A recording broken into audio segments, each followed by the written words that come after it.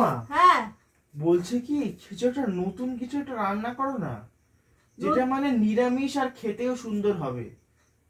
নিরামিষ খেতেও সুন্দর হবে এরকম খাবার পেয়েছি। চল আমি এমন খাবার করব যেটা স্বাস্থ্যের পক্ষেও ভালো আর এদিকে খেতেও ভালো লাগবে। চল দেখি।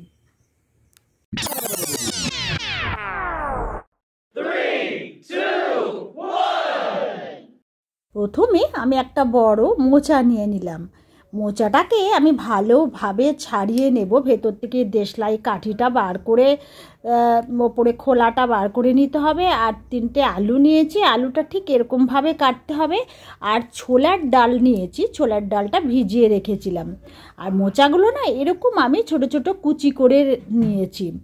আর এখানে আমি ডালটা একটু লবণ দিয়ে পেস্ট করেছি। দেখো ডালের বড়া আমি সেই দিয়ে একটু করে নিলাম। ডালের বড়াটা ছোট ছোট করে ডালের বড়া করতে হবে, যে বেশি বড় করলে ভালো লাগবে না, ছোট ছোট করলে ওটা খেতে ভালো লাগবে। আর ডালের বড়াগুলো ভেজে নিতে হবে একটু, গ্যাসের আঁচটা কমিয়ে ধীরে ধীরে ডালের বড়াটা ভেজে নিতে হবে। দেখো ডালের বড়াটা আমি সম্পূর্ণ ভেজে নিয়েছি। এবারে আলুগুলো আমি আগে ভেজে নিয়েছিলাম।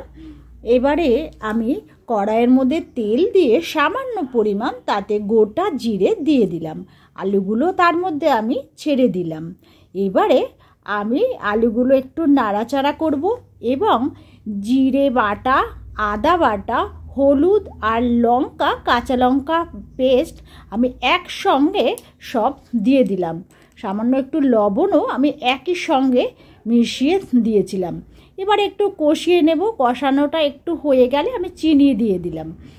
এবারে আবার একটু নাড়াচাড়া করে ভালোভাবে কষিয়ে নিতে হবে।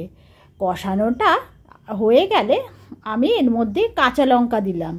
এর মধ্যে তোমরা ইচ্ছা করলে শুকনো লঙ্কার গুঁড়োও দিতে পারো। আর এখানে আমি মোচাগুলো ছেড়ে দিলাম, সেদ্ধ করা মোচাগুলো। তো আমি এখানে একটু নাড়াচাড়া করব। নাড়াচাড়া ভালোভাবে করে নিয়ে তারপরে আমি একটু জল দিয়ে দেব এবং জল দিয়ে গ্যাসের আঁচটা কমিয়ে দিয়ে ধীরে ধীরে এটাকে করতে হবে, আলুগুলো যাতে একটু সেদ্ধ হয়ে যায়। তবে ভেজে নিয়েছি যখন প্রায় অর্ধেকটাই সেদ্ধ হয়ে গেছে। এ দেখো হয়ে গেলে আমি ডালের বড়াগুলো আমি তার মধ্যে ছেড়ে দিলাম। এবারে একটু নাড়াচাড়া করতে হবে, তবে একটু জল জল থাকতে নামাতে হবে, কারণ ডালের বড়ার মধ্যে সমস্ত রসগুলো টেনে নেবে। সেই জন্য নামানোর আগে একটু গরম মশলা ওর মধ্যে দিয়ে দেবে। তোমরা চাইলে ওর মধ্যে ঘিও দিতে পারো, খেতে খুব ভালো লাগবে। তাহলে তো কেমন লাগলো ভিডিওটা অবশ্যই জানাবে, আর ভালো লাগলে লাইক, কমেন্ট, শেয়ার অবশ্যই করবে। আর যেহেতু ওর একটু কম, আজ আমি যে রান্নাগুলো দেখাবো না সবই মোটামুটি কম তেলে, খুব বেশি তেলে আমি রান্না করবো না আর কি, ওর জন্য, যেহেতু ওর হাই প্রেশার আছে।